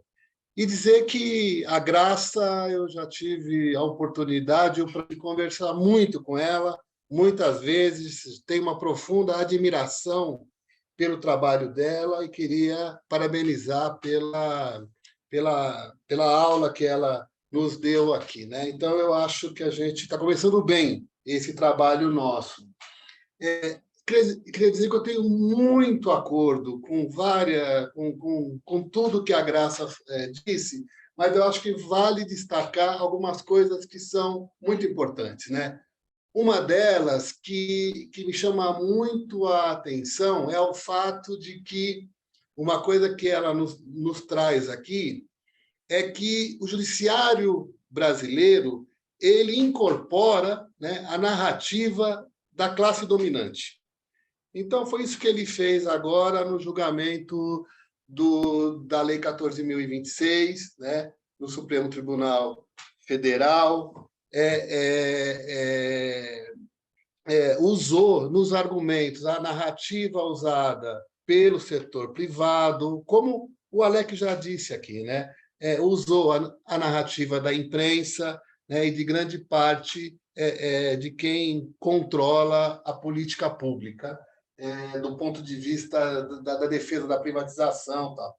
Então, eu acho que a gente precisava muito mesmo ter o que ela chama de mudar essa cultura jurídica, essa formação dos juízes e tal. A outra coisa que eu tenho pleno acordo é com essa questão da narrativa do setor privado com relação à defesa dos direitos humanos, à água e esgotamento sanitário. Não há diferença. Se vocês conversarem com qualquer representante do setor privado, eles vão dizer assim, é um absurdo, em pleno século XXI, as pessoas não terem acesso à água e esgotamento sanitário. Agora, o importante é isso que a Graça disse, né?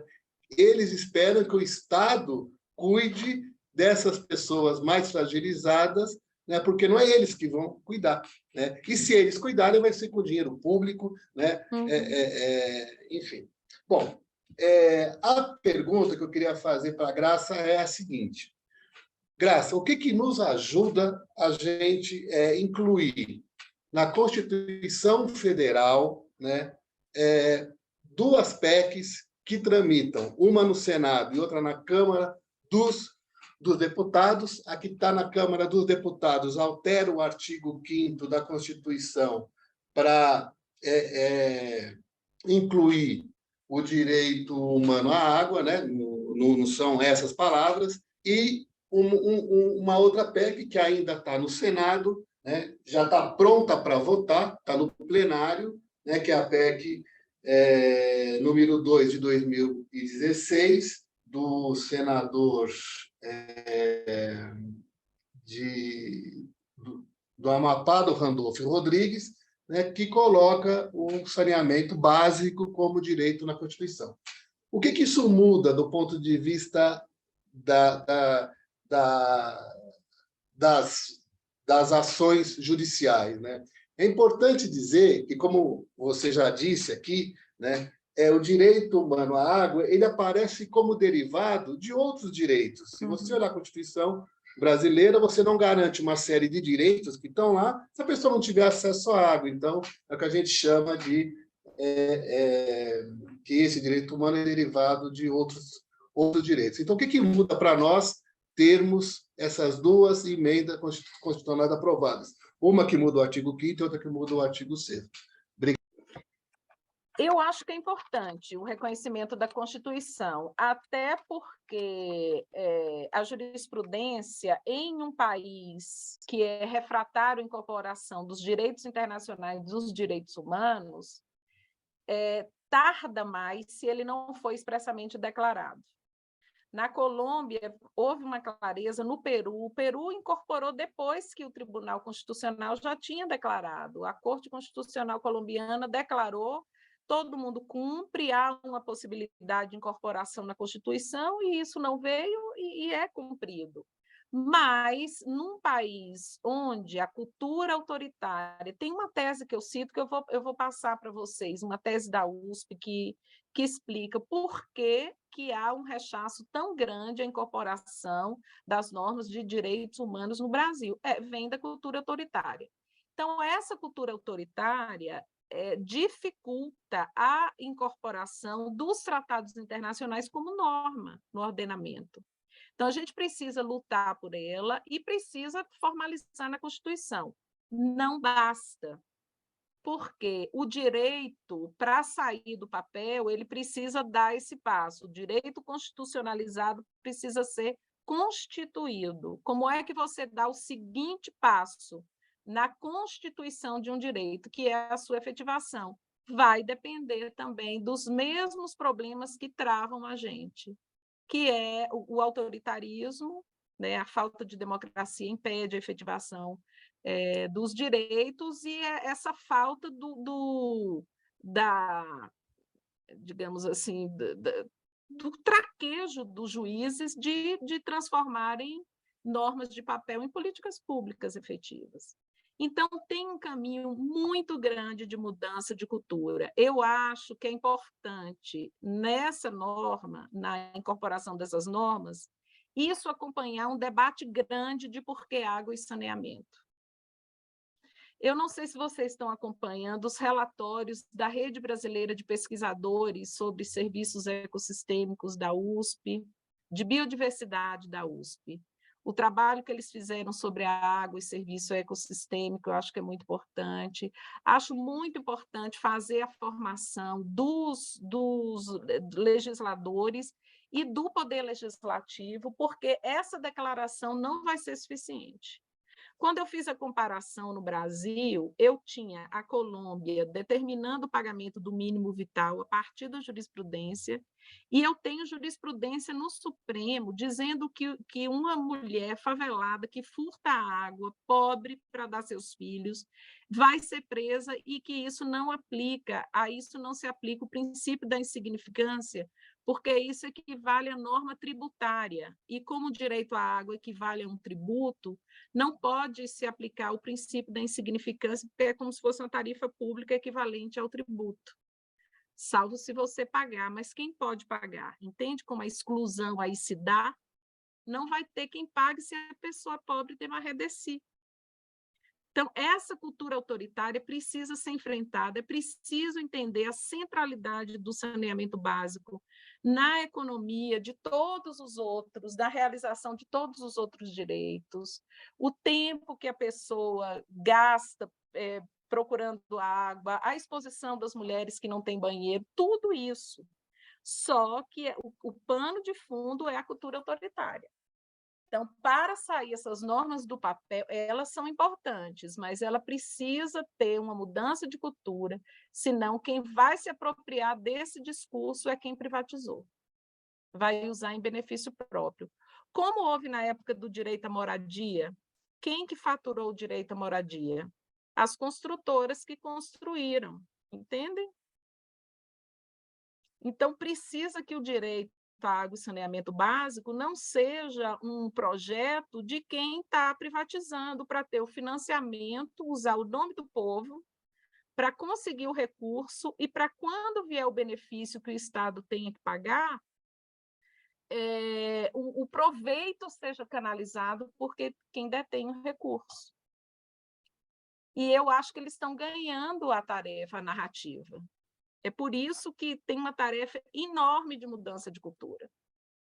Eu fiz a comparação vocês vão ver na tese, a questão da lei da água, como o Supremo tratou a lei da água, e como a Corte Constitucional colombiana tratou a lei dos páramos, que é outra coisa assim, espetacular. Quando forem na Colômbia, visitar páramos. Os páramos são um tipo de ecossistema que tem na Colômbia, alguns países andinos, que produzem 75% da água potável colombiana em 3% dos territórios, a partir da filtragem da neblina pelas folhas peludas da água, que vão densificando, a raiz vai enraizar no solo e vão formando as águas que aí vão alimentar todas as fontes hídricas. E a Corte determinou, tem que demarcar e excluir as atividades econômicas da região. A forma como ela trabalhou para dar um conceito substantivo ao conceito de água, que a água, sem ter a proteção ambiental, ela não se realiza, o Supremo não faz. Então, ele fragmenta. E eu discuto por que o Supremo faz isso. O Supremo brasileiro faz uma coisa que a Corte colombiana não faz. O Supremo fica sempre refém da sua legitimidade, está vinculada a uma elite de plantão. A Corte colombiana não faz isso. Ela escuta empresários, mas ela escuta trabalhador, ela escuta a sociedade, ela abre diálogo com a comunidade. Então, para derrubar um tribunal assim, tem que mexer com muita gente. Então, aqui, como o tribunal fica muito vinculado a manter a sua legitimidade a um determinado grupo, na hora que ele está no olho do furacão, ele tende a ceder àquele grupo que vai dar alguma sustentação. Isso, historicamente, foi assim. É por isso que eu digo, não basta mudar a jurisprudência, tem que mudar as práticas institucionalizadas da corte, e o diálogo plural também favorece isso.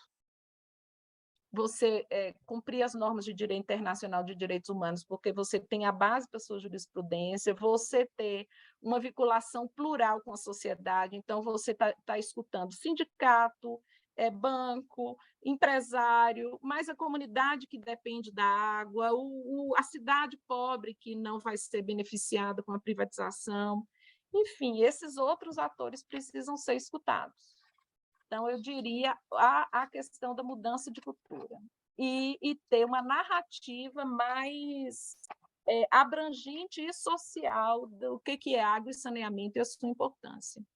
Tem que virar uma questão que todo mundo saiba de onde vem o rio que eu bebo a água, o que é a importância da água para a minha vida, a água que hoje está na chuva, hoje está no meu corpo, recuperar todos esses laços do ciclo da água no nosso corpo, da água que a gente bebe, de onde ela vem.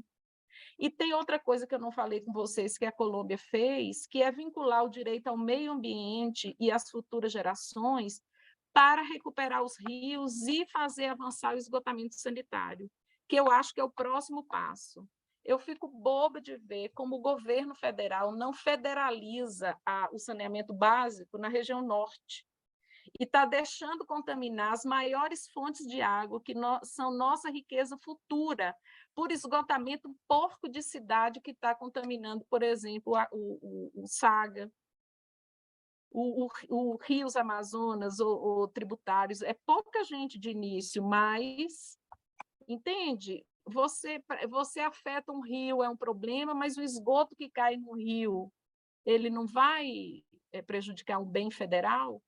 Então, a gente está na hora de fazer algumas ações de proteção aos rios para fazer avançar o que a iniciativa privada não vai fazer sozinha, que é o tratamento dos efluentes.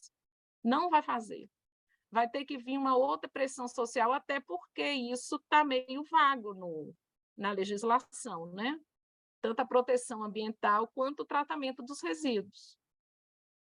Então, vai ter que ter uma discussão maior sobre como é que você efetiva a água como direito. Por isso que a jurisprudência colombiana ela é admirável, ela fecha todos os ciclos, todas as portas.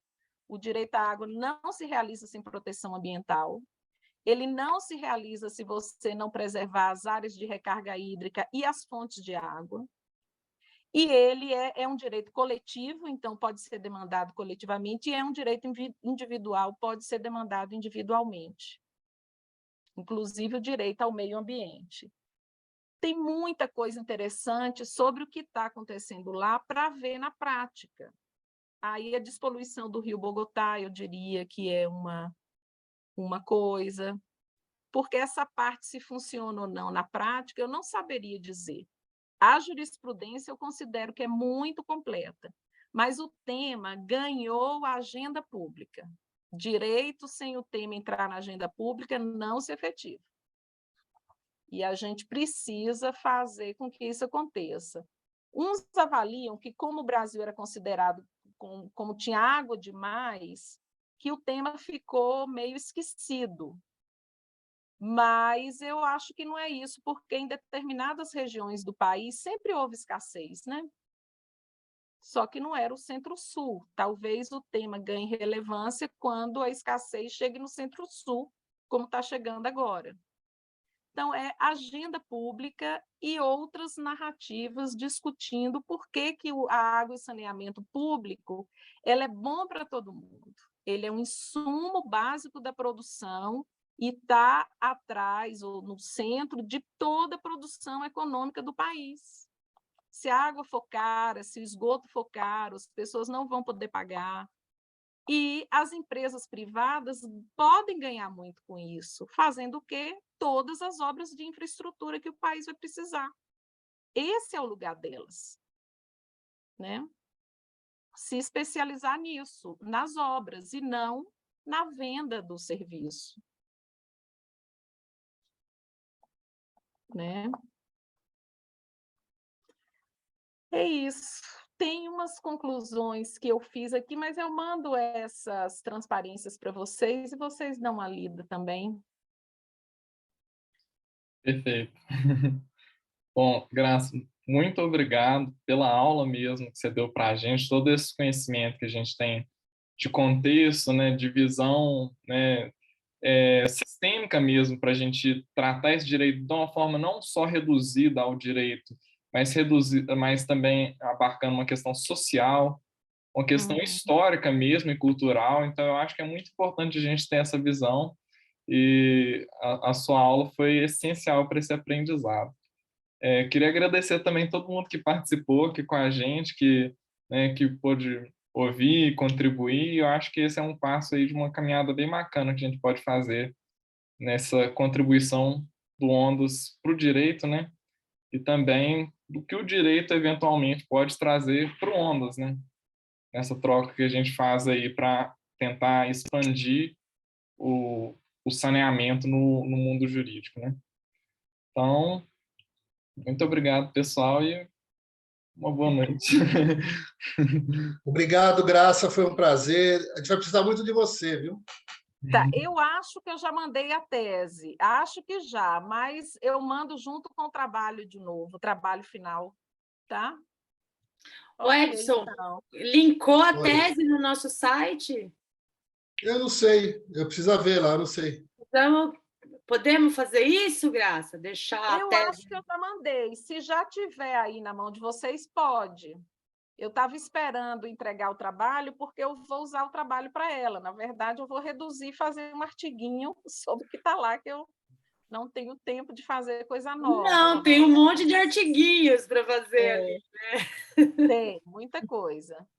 Mas, apesar de ser uma tese longa, eu acho que vale a pena dar uma lida para dar uns saltos em algumas coisas que o Brasil está repetindo, que não faz sentido mais repetir. Nem juiz, nem advogado, nem tribunal, sabe? A cultura de implementação de direitos humanos exige isso, exige conhecimento das normas internacionais, a forma de aplicação coerente com a forma de aplicação dos direitos humanos, a visão sistêmica daquele instituto que a gente está analisando, seja água, seja criança, seja o que for, né? Então, é isso. Graça, muito obrigada, viu? Foi muito bom. Obrigada, foi maravilhosa a aula. Tem muita coisa. Você deixou vários piolhos nas nossas cabeças, como diz, não sei se é o Daniel Munducuru ou é o Ayrton Krenak que fala assim, que o importante é deixar os piolhos na nossa cabeça para a gente coçar e sair à luta. Assim. Tem muita coisa para levantada aqui nas nossas cabeças. Tá bom, muito obrigada mesmo. Amael, parabéns, viu, pela iniciativa e para quem esteve presente. Muito bom. Que voltemos logo para continuar a discussão. Tá bom. Tchau, então. Tchau, Tchau, gente. Boa noite.